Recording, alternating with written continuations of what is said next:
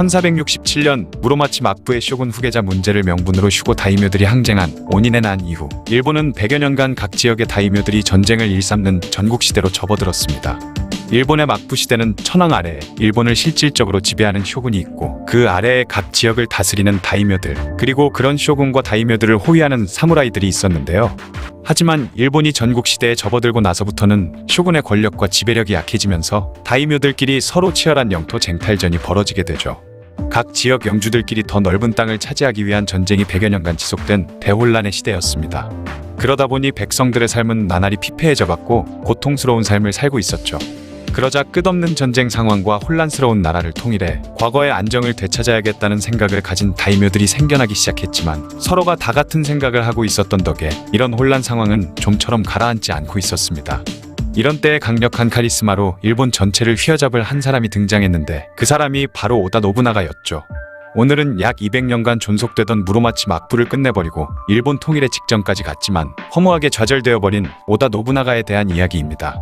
그의 아버지는 오다 노부히데로 오다 가문의 행정사무를 담당했던 인물이었는데 오다 노부나가의 집안의 위치는 처음에는 보잘것없는 편이었죠. 그 집안의 둘째 아들로 태어난 노부나가는 14살이 된 해에 사이토 도산의 딸과 정략 결혼을 하게 되는데요. 사이토 도산은 살무사라는 별명을 가진 비정한 성격의 소유자였고 어릴 적 바보라고 소문난 노부나가와 자신의 딸을 결혼시킨 이유가 훗날 오다 가문의 땅을 차지하려는 목적을 가지고 있었다는 썰도 있죠.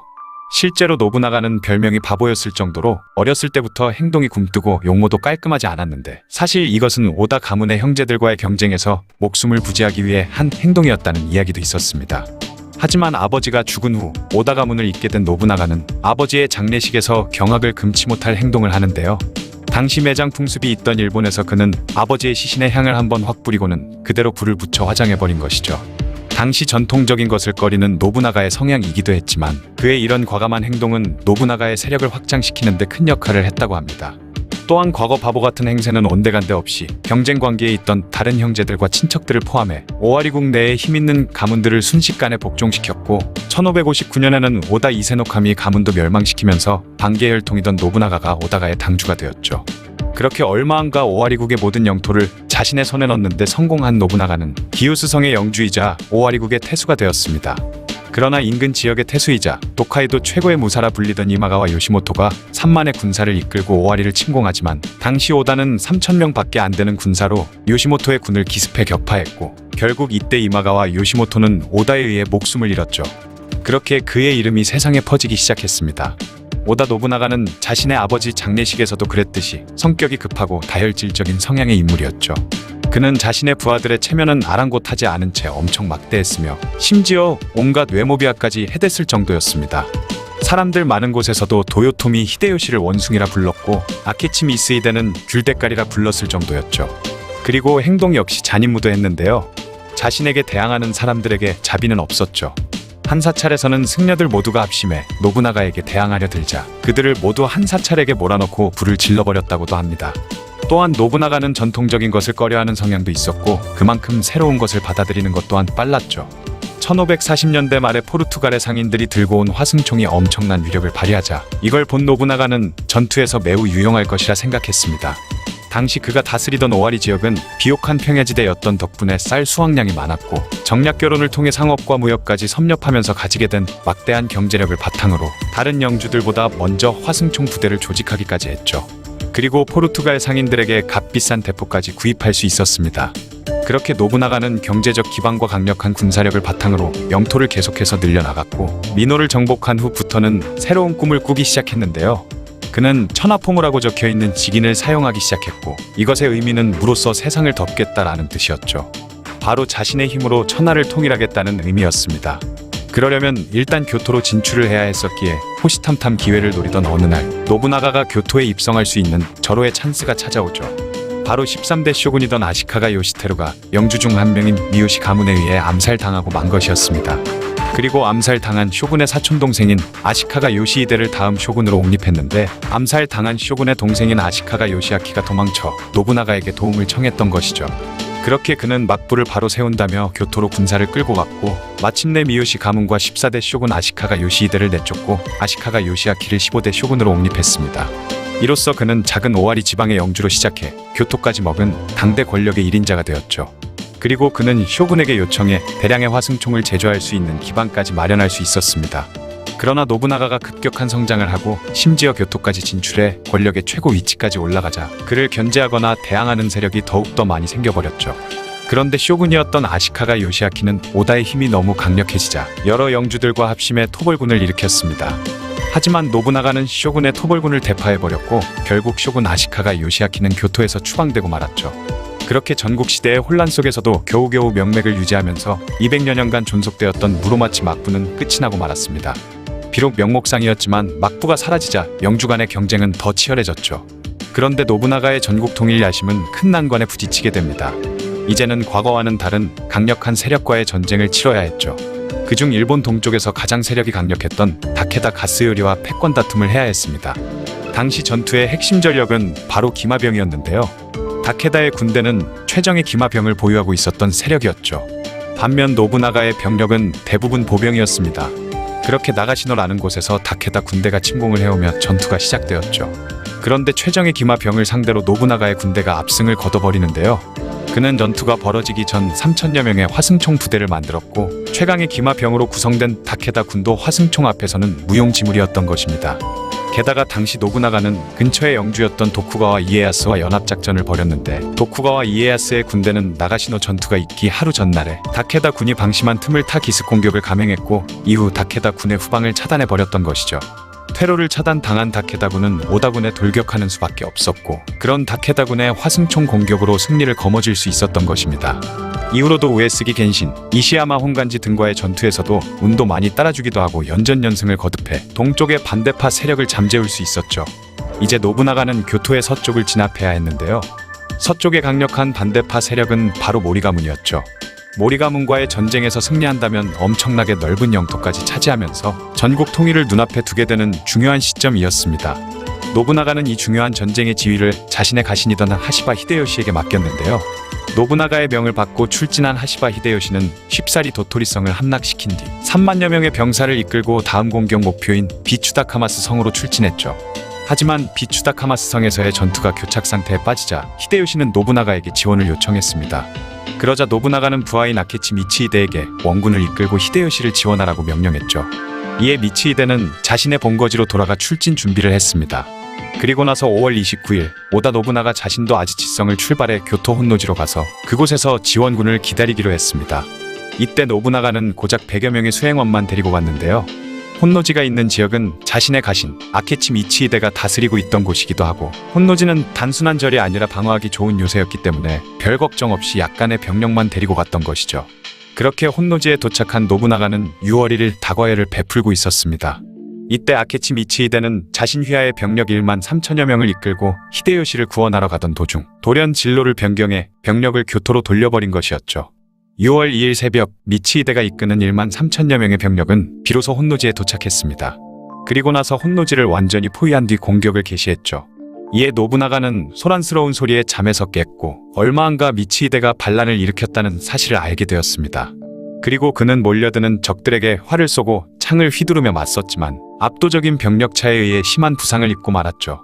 그러자 노부나가는 싸움을 포기하고 건물의 안에 들어가 부하 모리 란마루에게 불을 지르게 한 뒤 그 안에 뛰어들어 스스로 목숨을 끊었습니다. 아케치 미스히데가 왜 오다 노부나가를 배신했는지에 대해서는 여전히 풀리지 않은 미스테리인데요. 오다 노부나가가 평소에 아케치 미스히데에게 치욕스러운 언사와 행동을 했기 때문이다라는 의견도 있고 노부나가가 아케치의 영지를 빼앗으려는 속셈이 있었기 때문이다라고도 하죠. 어쨌든 전국 시대를 종결시키고 전국 통일에 가장 가까웠던 인물인 오다 노부나가의 꿈은 그렇게 좌절되고 말았습니다. 하지만 오다 노부나가가 이룬 업적이나 독특한 성격, 그리고 전통을 부정하고 신문물을 받아들이는 근대적 사고 등으로 인해 지금까지도 일본인이 좋아하는 전국시대 인물 중 1위에 뽑히고 있죠. 그래서인지 그를 주제로 한 여러 문화 예술 작품이 넘쳐난다고 하네요. 통일을 이루기 직전에 부하에게 비참하게 죽임당한 전국시대 사뭉 중에 한 명, 오다 노부나가에 대한 이야기였습니다. 오다 노부나가는 일본 통일을 하기 직전까지 갔지만 측근의 배신으로 꿈이 좌절되고 마는데요. 노부나가를 대신해 전국시대에 혼란했던 일본을 통일한 인물이 있습니다. 그는 바로 임진왜란을 일으켰던 도요토미 히데요시이죠. 오늘은 이 도요토미 히데요시에 대한 이야기를 해볼까 합니다. 그는 1537년 3월 17일 오와리국의 하급 무사인 기노시타 야에몬의 둘째 아들로 태어났죠. 도요토미 히데요시라는 이름은 훗날 지어진 이름이고 처음에는 기노시타 도키치로라는 이름을 사용했었습니다. 하지만 아버지 야에몬이 부상을 입자 무사에서 백성으로 전락해버렸고 그렇게 배고프고 가난한 백성이 되어 힘든 어린 시절을 보냈죠. 아버지가 사망 후 그는 무사가 되기로 결심해 수루가국으로 향했고 그곳에서 마스시타 유키스나의 부하가 되었습니다. 하지만 히데요시의 특출난 일솜씨와 말주변으로 인해 주변 동료들이 시기를 하고 그를 괴롭히자 결국 참지 못하고 다시 고향으로 돌아와 오다 노부나가의 부하가 되기로 결심했죠. 그러던 어느 날 오다 노부나가가 밖으로 나갈 때 히데요시는 옷을 벗은 채로 노부나가의 수레 앞에 누워 있었습니다. 그러자 노부나가의 부하들이 그를 죽이려고 했는데 그를 범상치 않게 본 오다 노부나가가 부하들을 제지하더니 히데요시를 불러 소원을 말하라고 하는 것이었죠. 그러자 히데요시는 가난해서 도저히 살아가기가 힘들다고 하니 이에 노부나가는 그에게 변소지기 일을 시켰습니다.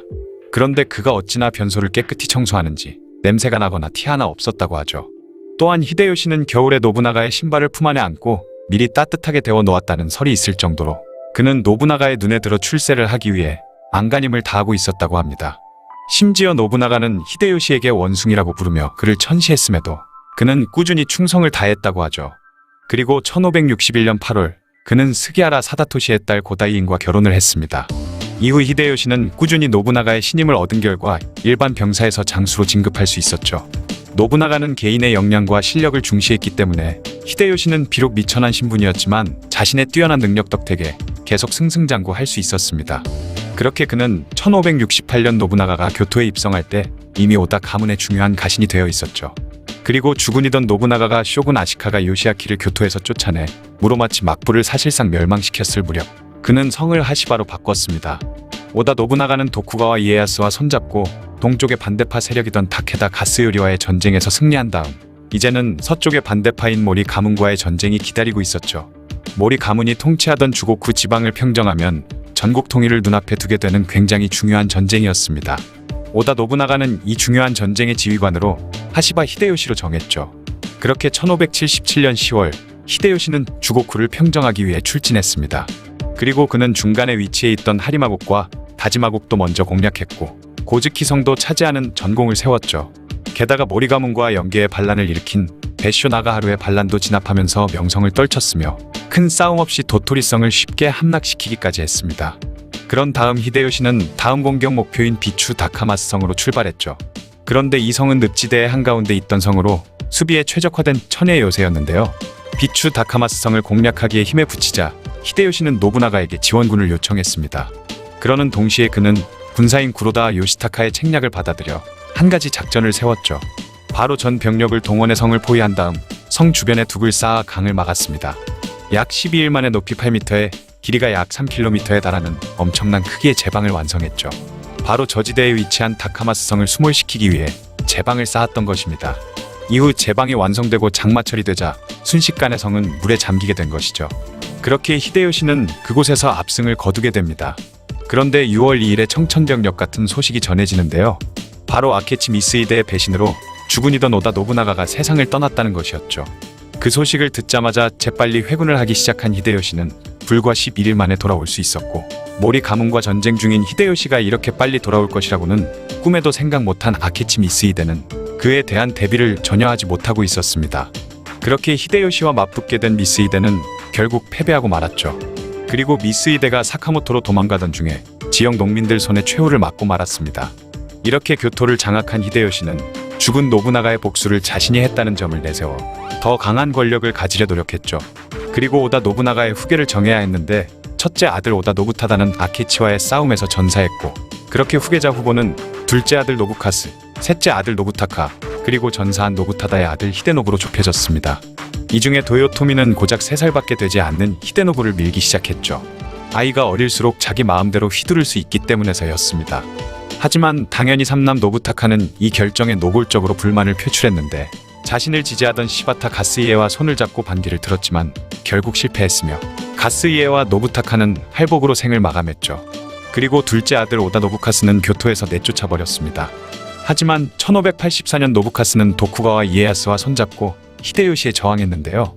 그렇게 히데노부를 지지하는 히데요시와 노부카스를 등에 업은 이에야스로 진영이 나뉘게 되었고 결국 오와리의 북부지방에서 전투가 치러졌죠. 히데요시의 군대는 처음엔 이에야스의 군대의 패배를 거듭해 그렇게 겨우 잡을 수 있었던 히데요시의 모든 패권이 이에야스에게 넘어가나 했지만 히데요시는 또 다시 꾀를 내어 노부카스와 접촉해 화해를 해버린 것입니다. 그러다 보니 이에야스도 더 이상 싸울 명분을 잃어버리게 되면서 12월엔 그도 히데요시와 화해할 수밖에 없었고 노부카스의 반란은 막을 내리게 되었죠. 그렇게 그는 일본의 최고 권력자로 우뚝 서게 되었습니다. 1585년 7월에는 관백이 되었고 이듬해인 1586년에는 천황을 독촉해 도요토미란 성을 하사받아 도요토미라는 성씨를 사용하기 시작했죠.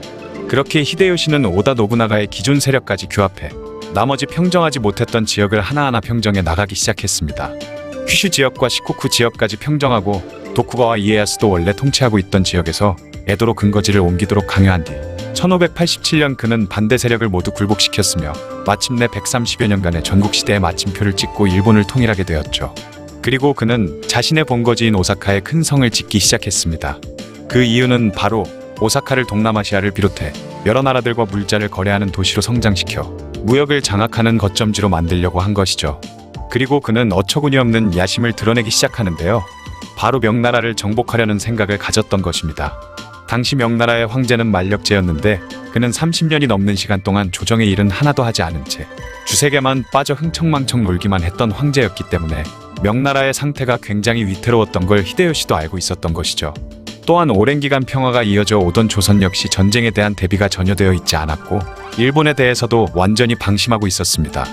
반면에 일본의 군대는 이제 막 전국 통일을 하고 군대의 사기가 하늘을 찌르고 있었기 때문에 한번 해볼만 하겠다라고 생각했던 것입니다.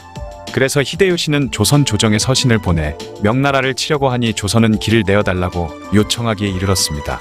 그 외에도 그가 전쟁을 일으키려는 이유가 따로 있었는데요. 바로 토지 몰수로 인해 영주들의 불만을 해외로 돌리는 것과 동시에 영주들에게 나눠줄 땅이 필요했으며 징집을 통해 영주들의 권력을 약화시킬 생각도 있었던 것이죠. 그는 임진왜란이 일어나기 6년 전부터 엄청난 양의 배를 만들기 시작해 전쟁이 나기 직전에는 1천여 척의 병선을 확보했습니다. 그리고 일본산보다 더 성능이 좋은 유럽산 화승총과 실탄, 그리고 화약을 대량으로 구매했으며 조선을 침략하기 위해 조선과 최단거리에 위치했던 현재 사가현 가라스시의 히젠 나고야성을 축조해 그곳을 전진기지로 삼았죠.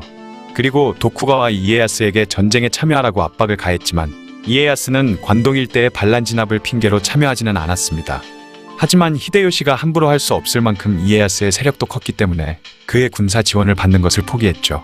모든 준비가 끝나고 나서 1592년 5월 23일 20만 명이 넘는 병력을 이끌고 부산포를 공격하였고 한양과 평양까지 파죽지세로 몰아붙였습니다.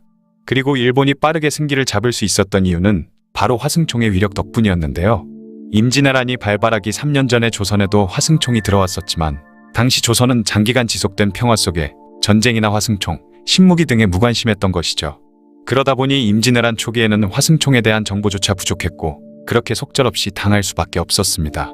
하지만 얼마 안가 이순신 장군이 이끄는 강력한 조선 수군이 바다에서 연승을 거두기 시작했고 조선이 제해권을 장악하면서 전세가 뒤집히기 시작했죠.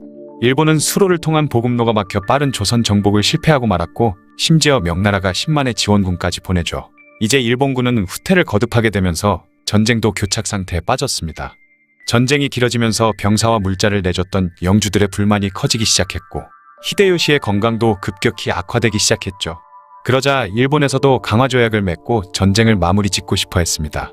하지만 일본과 명나라의 입장 차이가 좁혀지지 않았고 결국 히데요시는 1597년 협상 결렬을 알리며 조선에 2차로 병력을 출진시키면서 정유재란이 발발했죠. 하지만 임진왜란 때와는 전혀 다르게 일본은 고전을 면치 못했습니다. 오히려 국력만 소모하는 결과를 낳게 되었죠. 그리고 히데요시 자신의 신상에도 문제가 생겼는데요. 히데요시는 과거에 낳았던 아들 스루마스가 일찍 요절해 버린 이후 친자식을 갖는 것에 기대를 전혀 하지 않았었기 때문에 조카인 히데스구를 정식 후계자로 삼았고 도요토미 가문을 물려준 상황이었습니다. 그런데 1594년 8월에 측실인 요도도노가 자신의 친아들 히데요리를 낳았던 것이죠. 이로 인해 히데스구와의 사이에 갈등이 생겨나고 말았고 결국 1595년 7월 히데요시는 히데스구를 모반죄로 몰아 스스로 목숨을 끊도록 했습니다. 하지만 이 일은 결국 훗날 도요토미 정권의 수명을 단축시키는 결과를 낳고 말았죠. 어쨌든 1598년 어렵게 전쟁을 이어가던 일본군은 갑자기 철수하기 시작했습니다. 도요토미 히데요시가 정유재란 중 후시미성에서 갑자기 세상을 뜨고 만 것이죠. 그의 갑작스런 죽음에 대해 여러 이야기들이 있지만 아직까지 그의 사망 이유에 대해 아무것도 밝혀지지 않았다고 합니다. 그렇게 7년에 걸친 전쟁이 막을 내리게 되었죠. 히데요시가 죽기 전 최고 직책의 부하들에게 아들 히데요리를 부탁한다고 유언을 남겼는데 그 자리에 있었던 인물 중 한 명이 도쿠가와 이에야스였습니다. 이에야스 역시 히데요리를 지키겠다 약속했지만 도쿠가와 이에야스는 일본 제패에 대한 야망을 드러내기 시작했죠. 미천한 신분에서 일본을 통일하기까지 한 대단한 인물이지만 임진왜란과 정유재란을 일으킨 히데의 악당이자 원수 도요토미 히데요시에 대한 이야기였습니다. 지난번에 오다 노부나가와 도요토미 히데요시에 대한 이야기를 했었는데요. 오늘은 그들의 수하로 들어가 조용히 힘을 기르던 인물 도쿠가와 이에야스에 대한 이야기를 해볼까 합니다. 이에야스는 훗날 전국시대 최후의 승자가 되면서 전란에 휩싸였던 일본을 약 250년간 평화의 시대로 만든 인물이죠. 후대 사람들이 그를 평가할 때 인내심과 처세술의 천재라고 부르기도 하지만 너무 우명하고 교활하다 해서 살쾡이 영감이라고 불리기도 합니다. 그 이유는 이에야스가 살아오면서 굉장히 목숨이 위험한 온갖 위기 상황을 수단과 방법을 가리지 않고 어떻게 해서든 극복해냈기 때문이죠. 대체 도쿠가와 이에야스는 어떤 삶을 살았던 것일까요? 그는 1542년 12월 26일에 오카자키를 다스리고 있던 마스다이라 히로타다의 장남으로 태어났죠. 당시 마스다이라 가문은 오다 가문과 이마가와 가문이라는 강력한 세력 사이에 끼어 굉장히 불안한 상황에 놓여 있었습니다. 그러다 결국 오다 가문을 적대시하고 이마가와 가문과 동맹을 맺었죠. 하지만 이에야스가 불과 2살일 때 어머니의 친정인 미즈노 가문이 오다 가문과 손잡으면서 아버지는 이마가와 가문의 눈치를 보다 이혼해버렸고 그렇게 그는 어린 나이에 어머니와 생이별하게 되었습니다. 하지만 이에야스가 6살이 되었을 때 또 다른 가혹한 시련이 닥치게 되는데요. 오다 노부히데의 계속된 공격으로 인해 아버지 히로타다는 이마가와 가문의 원군을 요청했고 그 대신 이에야스를 이마가와 가문의 인질로 보내버린 것이죠. 훗날 아버지 히로타다가 부하에게 암살당했지만 이에야스가 물려받아야 할 오카자키의 영지는 이마가와 가문이 빼앗아버렸고 그렇게 그는 사실상 이마가와 가문의 가신이 되어버렸습니다. 또한 어떻게 보면 가문의 원수라 할 수 있는 이마가와 요시모토의 이름 중 모토를 하사받아 이름을 모토야스라고 개명까지 해야 했고 요시모토의 조카와 결혼까지 하게 되었죠. 하지만 이에야스는 꾹 참고 이마가와 가문의 충성을 다하며 살았습니다. 또한 이마가와 가문을 위해 각종 전투에 참여하기도 했으며 자신이 선봉에 서서 여러 성을 함락시키는 전공을 올리기도 했죠. 그런데 다시 이에야스의 운명이 뒤바뀌는 사건이 벌어지는데요. 오케하자마 전투에서 자신이 모시던 이마가와 요시모토가 오다 노부나가에게 패해 죽고 만 것이죠. 그러자 이에야스는 자신의 고향이던 오카자키 성으로 돌아가 상황을 살피며 조용히 숨죽이고 있다가 1562년에 외가였던 미즈노 가문의 주선으로 오다 노부나가와 동맹을 체결하면서 이마가와 가문과 결별하고 오다 가문 밑으로 들어갔습니다.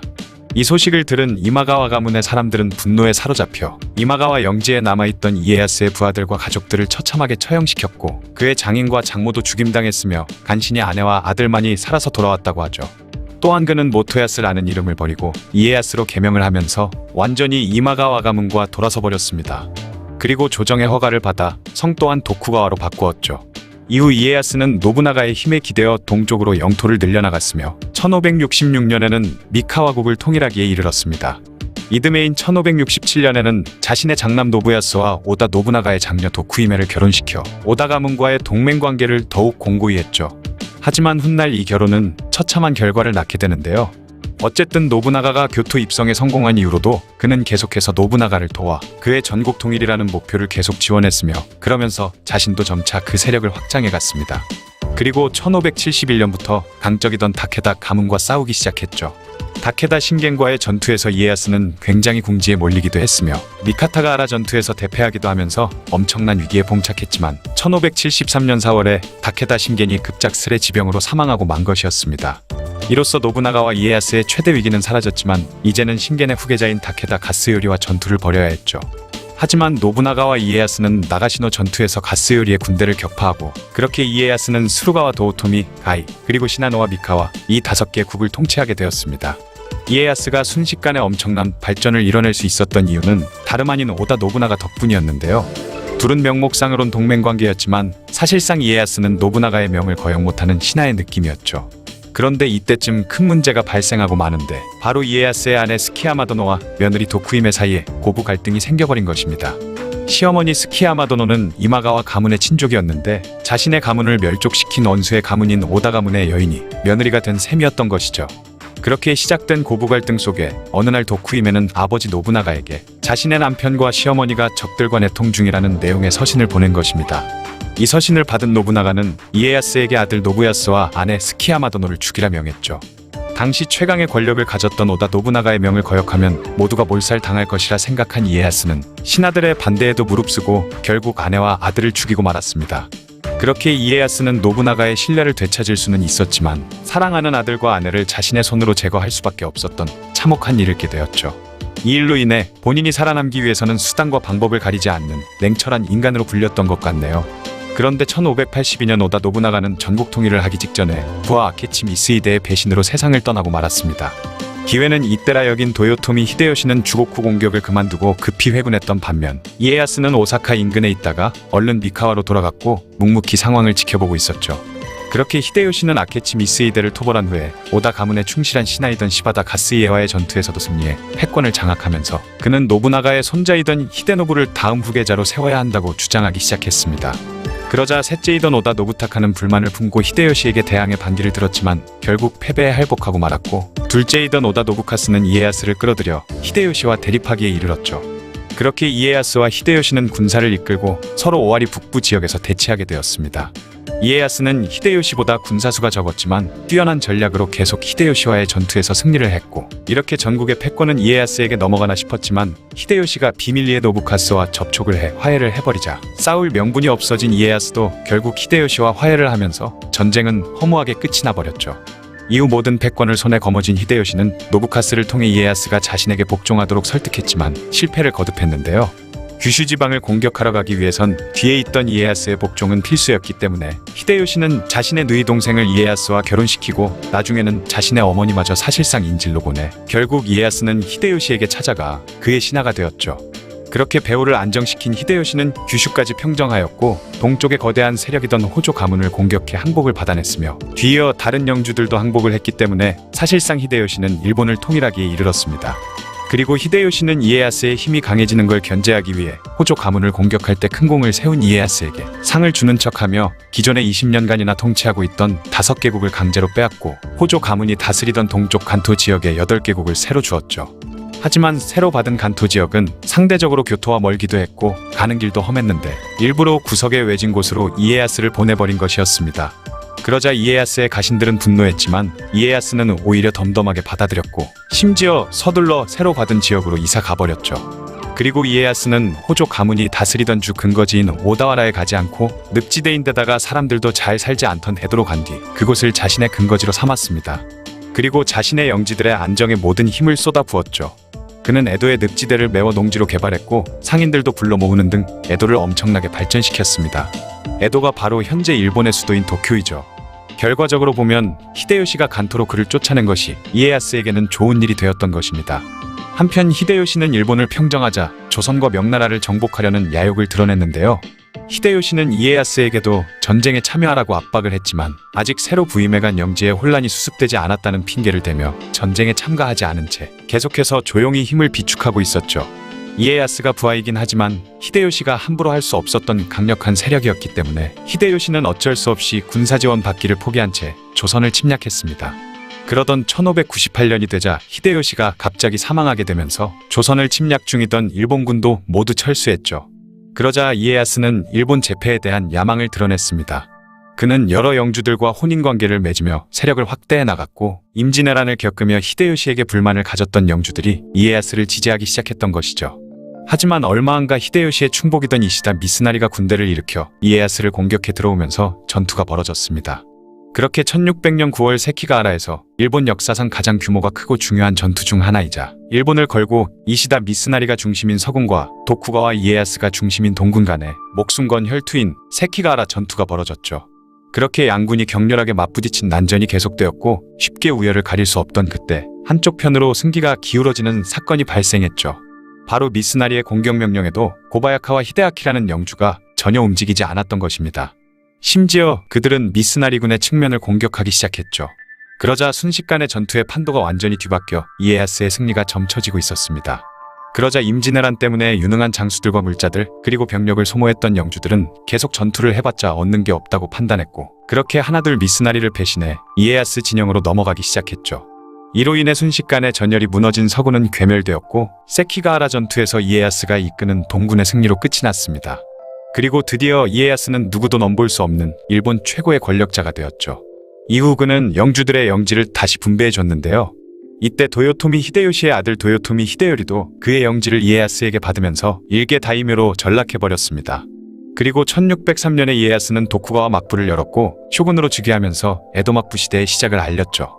또한 이에야스는 자신의 반대편에 섰던 영주들의 토지를 몰수하거나 먼 지방으로 내쫓아버렸으며 1614년 10월에는 도요토미 가문의 트집을 잡아 오사카 성을 공격했고 그렇게 히데요리를 비롯한 도요토미 가문도 멸망하고 말았습니다. 그리고 2년 후인 1616년 4월 17일 그는 75세의 나이로 세상을 떠났죠. 이에야스가 만든 에도 막부는 이후 약 260년간 지속되었으며 그의 자손들이 대대로 쇼군직을 역임하며 일본을 다스렸고 오랫동안 평화를 누렸으며 이 평화 덕분에 사회나 경제, 문화적으로 많은 발전을 이룰 수가 있었습니다. 일본에는 노부나가, 히데요시, 이에야스의 상황을 묘사한 유명한 그림이 있는데요. 절구에 떡을 찢는 사람은 오다 노부나가, 떡을 반죽하는 사람은 도요토미 히데요시, 그리고 편하게 떡을 먹고 있는 도쿠가와 이에야스의 그림이라고 하죠. 노부나가가 힘들게 전국 시대를 평정해 나갔지만 결국 통일은 못했고 히데요시가 일본을 통일했지만 그게 끝이었으며 결국 이에야스가 편하게 새로운 시대를 연 것을 그림으로 표현한 것입니다. 강한 인내심과 뛰어난 처세술로 수많은 고난을 헤치고 결국엔 새로운 시대를 연 전국 시대 최후의 승자 도쿠가와 이에야스에 대한 이야기였습니다.